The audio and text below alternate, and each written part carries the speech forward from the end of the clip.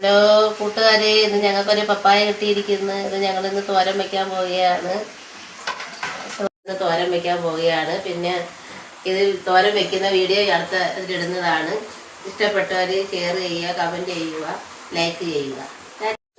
Hello, ഇതാണ്ട് പപ്പായ അരിയാണ് തോരൻ വയ്ക്കാൻ വേണ്ടി. കപ്പയ്ക്ക് അരിയാണ് നമ്മൾ തോരൻ വയ്ക്കുന്ന വീഡിയോ ഇടുന്നതാണ്. ഇതിപ്പോൾ അരിയാണ്. തൊലിയൊക്കെ കളഞ്ഞ് കൊണ്ടുവന്ന് നമ്മളിതിപ്പോൾ അരിഞ്ഞടിക്കുകയാണ്.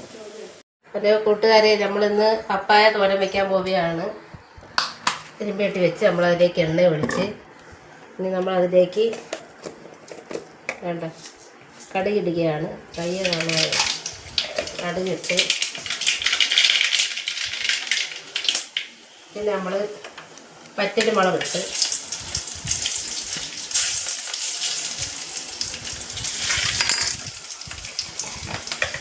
അതിലേക്ക് കറിവേപ്പില ഇട്ടു.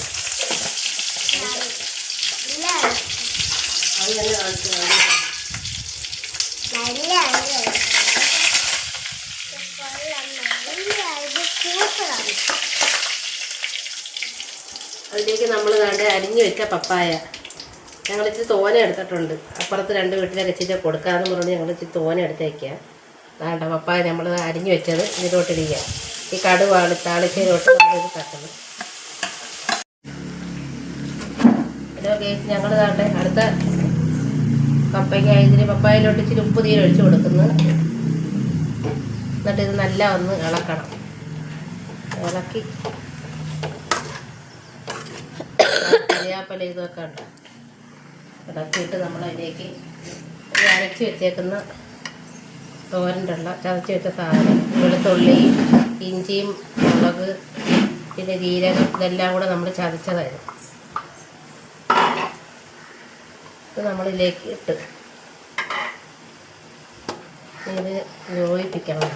എന്നിട്ട് അടച്ച് നമ്മൾ ഇതാക്കി വെക്കുമ്പോൾ ഇതിൻ്റെ ആവിയിലിരുന്ന് ഇതൊന്നും കൂടെ റെഡിയാവും.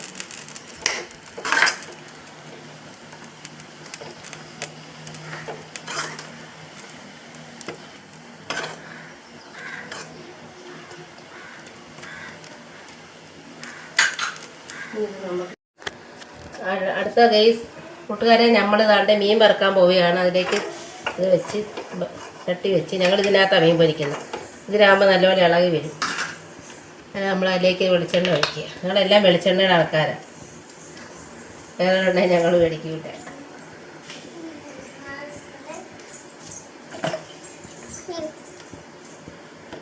വെളിച്ചെണ്ണ ഒഴിച്ച് അതിലേക്ക് വെളിച്ചെണ്ണ ചൂടാവട്ടെ.